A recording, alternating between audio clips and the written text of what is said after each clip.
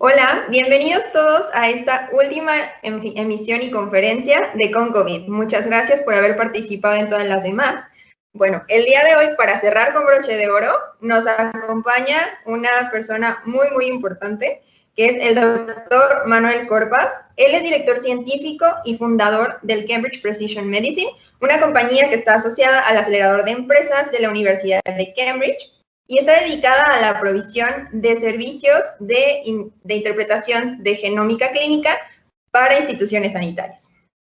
Él también es tutor profesor de la Universidad de Cambridge y es director del curso de experto universitario en genética clínica de la UNIR. Tiene más de 50 publicaciones en revistas internacionales y un libro. Él se graduó en Ciencias Biomédicas en la Universidad de Navarra. Tiene un máster y un doctorado en bioinformática por la Universidad de Manchester y tiene 3 años y medio de experiencia postdoctoral en el Sanger Institute en Cambridge, Reino Unido. Doctor Manuel, muchísimas gracias por acompañarnos, por darnos un poco de tiempo para esta plática. Pues un placer por tu invitación y encantado de hablar contigo esta tarde, que sé que es mañana ahí en México. Siempre es un gran placer conectar con gente que compartimos la misma cultura, el mismo lenguaje. Es un gran privilegio. 600 millones de personas que en el mundo hablamos una misma lengua y por eso para mí es un placer conectar con gente en México y en cualquier parte de Latinoamérica. Muchísimas gracias. Gracias. Pues el día de hoy, como seguramente va a mencionar, pues vamos a hablar un poco sobre cómo es esta interacción entre nuestra genética y la predisposición que podemos generar a tener síntomas graves de COVID, ¿no? Es de lo que nos va a hablar un poquito, que es un tema súper interesante. Muchas gracias. Bueno, llevo dedicándome, diría yo, más que a la genética, a la genómica, pues aproximadamente 2 décadas. He realizado investigaciones con el genoma humano, que en realidad es el conjunto de todos los genes. Es la gran diferencia o pequeña diferencia entre la genética y la genómica. Es que cuando se produjo el proyecto Genoma Humano, que salió en el año 2001, eso permitió por primera vez poder empezar a analizar no un gen o varios genes, como eran los que se hacía hasta entonces tradicionalmente, sino que ahora podíamos por primera vez contemplar el análisis de todos los genes o de muchos genes. Entonces, cuando hablo de genómica, simplemente es el ángulo de que ya no hablamos solo de un gen, sino que hablamos del conjunto de los genes que son realmente los condicionantes, es la base, digamos, fisiológica, molecular, en cada uno del trillón de células de tu organismo, que dicta su función. O sea, las funciones que tenemos en nuestro organismo están dirigidas a través de la expresión de los distintos genes. Como consecuencia, dicha expresión está condicionada por las distintas variaciones pequeñas que existen en cada uno de estos genes, que es lo que nos hace que entre cada ser humano, que entre tú y yo, pues tengamos un 1,5% de diferencia entre nuestros genes, entre nuestro ADN, y estas diferencias condicionan las susceptibilidades también a padecer enfermedades lo que se llaman mendelianas o enfermedades, digamos, genéticamente hablando, simples, o enfermedades complejas, que son las más normales, como por ejemplo Parkinson's, como por ejemplo cardiovascular disease, type 2 diabetes, inflammatory bowel disease. Este tipo de enfermedades normalmente, que es lo que la gente se muere en los países industrializados, son enfermedades que dependen en muchos genes. Por lo tanto, porque tenemos ahora un mapa con el cual físicamente podemos caracterizar cada una de las variaciones que encontramos y que condicionan la expresión de los distintos rasgos, ya sean enfermedades o ya sean características anatómicas, también podemos mapear enfermedades como por ejemplo el COVID. Y el COVID, como sabemos, es un síndrome respiratorio muy de la misma familia que el virus SARS que hubieron en Hong Kong a principios de los años 2000, etcétera. Es de la misma familia de virus. Y el COVID lo que hace realmente es invadir células huésped que se encuentran principalmente en las vías respiratorias y la genética puede ser aplicada o puede ser caracterizada dentro del contexto de COVID de dos formas. Uno, la genética que tenga o las variaciones que tenemos en cada uno de nuestros genes que hagan más susceptible o menos susceptible a que seamos infectados por el virus. El virus, cuando reconoce a su célula huésped, lo hace a través de un receptor que está codificado por un gen que se llama AC2. Y este gen, dependiendo del código genético que tenga este gen, resulta con más o menos afinidad para el virus poder infectar a esa célula huésped. Luego, dependiendo del tipo de secuencia que tenga ese gen en particular, pues vamos a ser más susceptibles o no a ser infectados por el COVID. Ahora, pero lo que realmente condiciona los síntomas severos en pacientes de COVID no es la capacidad de infectarse, sino que es realmente digamos, lo que nosotros llamamos la tormenta de citoquinas, es decir, el sistema inmune de la propia persona, digamos que reaccione de una manera desproporcionada. Es lo que se llama una tormenta de citoquinas, por el cual las vías respiratorias se inflaman, se supuran, se hacen que tengas como una especie de neumonía muy, muy profunda, muy grave, que es lo que conduce a los síntomas que requieren hasta incluso ventilación artificial, etc. Y lo que vemos es que, por ejemplo, unos de los genes que más conducen precisamente a esa severidad en la infección del virus son precisamente un 3% o 4% del total de nuestro genoma, del total de nuestros genes que hemos heredado de los neandertales. Es decir, hay un grupo de genes en el cromosoma 3, o sea, nuestro genoma se divide en cromosomas, tenemos el cromosoma sexual y los cromosomas que van del 1 al 22. Pues el cromosoma 3 tiene una región que se sabe que hemos heredado de los neandertales y ese se ha aislado como un lugar particularmente de riesgo, dependiendo de qué tipo de secuencia tengas en esos genes que provienen del neandertal, se ha visto pues que se contribuye altamente a factores severos de padecer síntomas graves. Wow. Por otro lado, hay otros tipos de genes, como por ejemplo, que tienen que ver con la parte de principalmente inmune, infección, capacidad del organismo para, digamos, movilizar las distintas células que luego combaten al virus.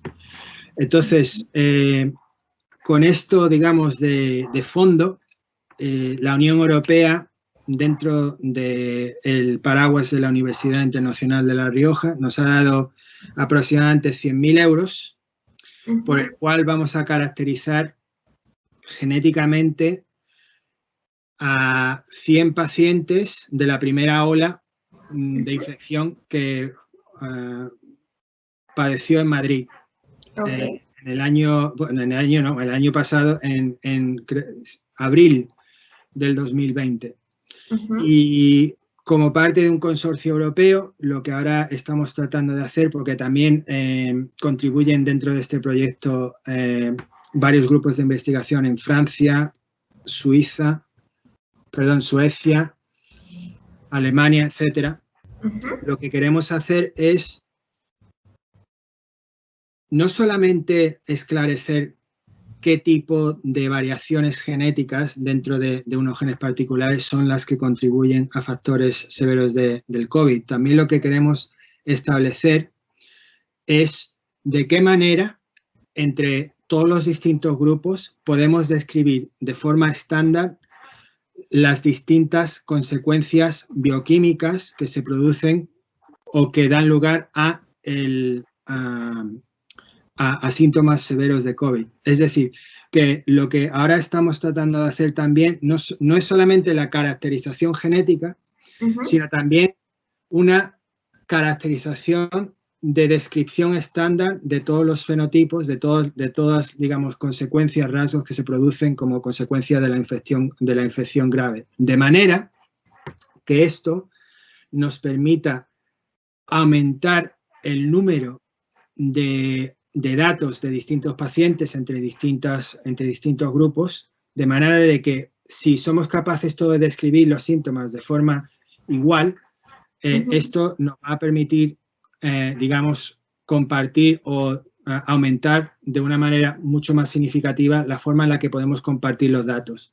Y tener muchos más datos nos va a dar lugar a mucha más, digamos, discriminación genética, discriminación estadística, que nos permitirá caracterizar, identificar diferencias mucho más sutiles a la hora del ADN que estén causando efectos no tan grandes, pero que sí, que cuando pones a todos estos efectos pequeños juntos, sí que tienen una gran contribución al desarrollo de factores severos cuando el paciente padece COVID. Muy bien. No, pues súper interesante su proyecto, doctor. Y justo esa era una de las dudas que tenía. Obviamente, el decir que se tiene predisposición genética no significa que sea lo que va a pasar, ¿no? O sea, creo que eso es muy importante aclararlo, que el que tengamos ciertos genes no necesariamente nos indica que eso va a pasar y que nos va a dar los síntomas más fuertes de COVID, ¿cierto?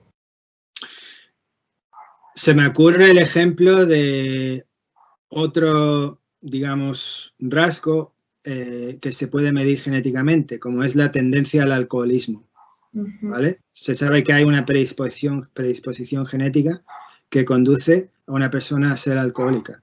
Si tú no te expones al alcohol, si en tu cultura nadie bebe alcohol, eso no importa para nada, ¿no? Claro. Si te expones al alcohol, bueno, también hay que tener en cuenta de que la genética es solamente una parte de la ecuación.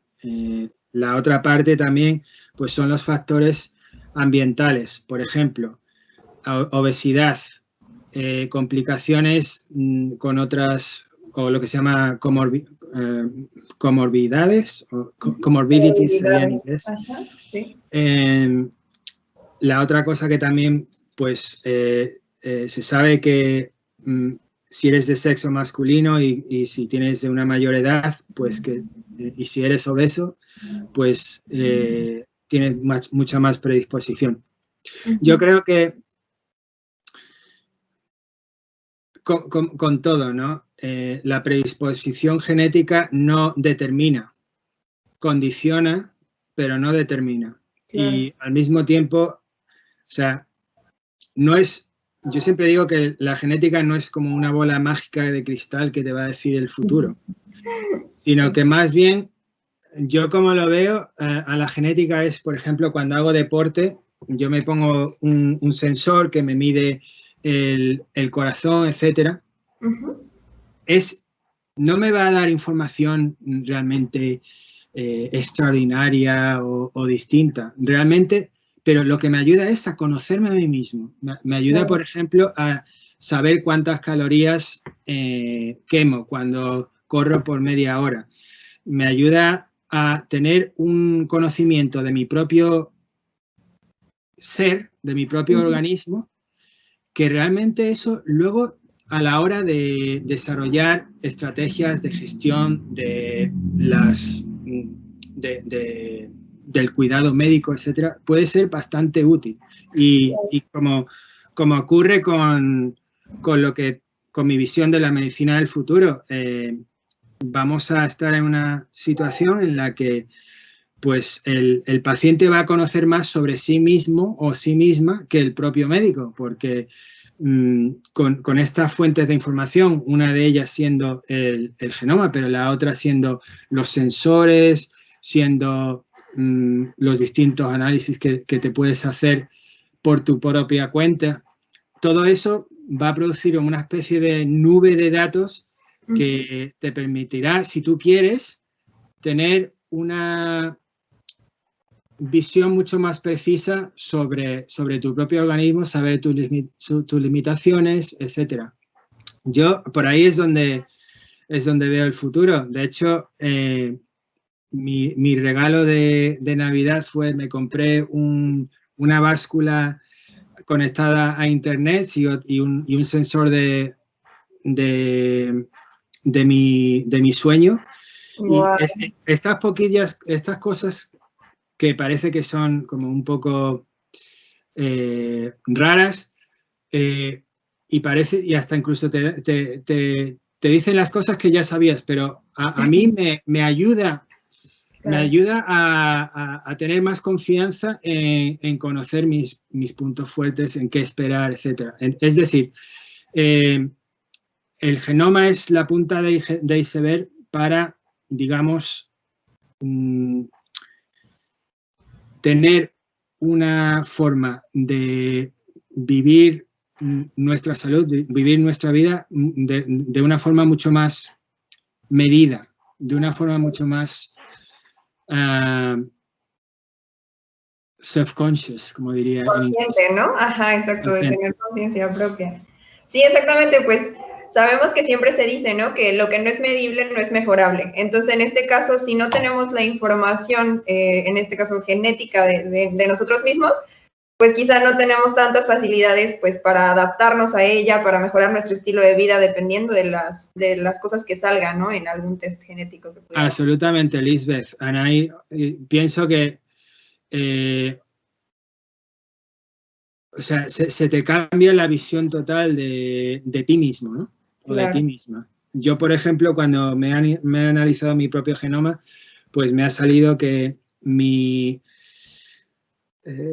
soy defectuoso para un tipo de proteína que tienen los músculos, que se llama actinina 3.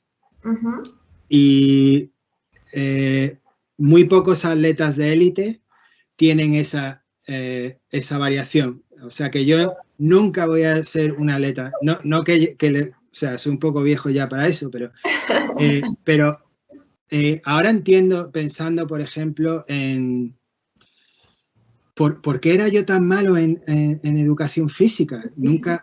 Yo nunca podía correr rápido,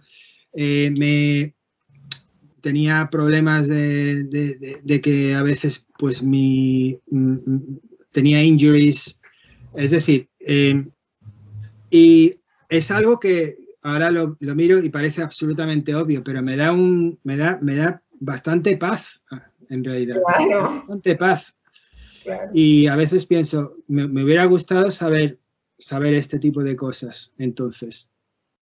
Sí, claro, la verdad es que sí, es algo que podría dar cierta tranquilidad del por qué uno no puede hacer ciertas cosas si se está esforzando, ¿no? Sí. Pero bueno.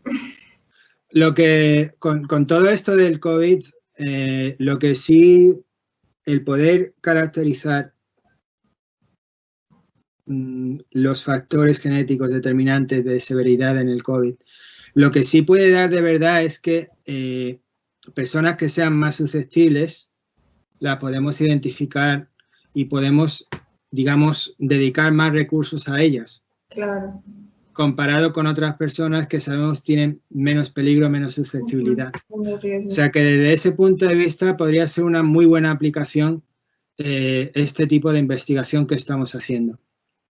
Sí, claro, para que las autoridades sanitarias sepan como dónde está el foco, ¿no? Y puedan ayudar a mejorar la calidad de vida de esas personas.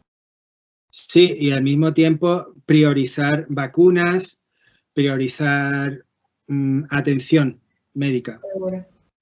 Pues bueno, doctor, le agradecemos de nuevo muchísimo su participación, un honor poder hablar con usted, un placer de verdad, y pues esperamos nos podamos seguir escuchando y viendo pronto. Muchas gracias. Muchas gracias por la oportunidad y un saludo a todos al otro lado del charco.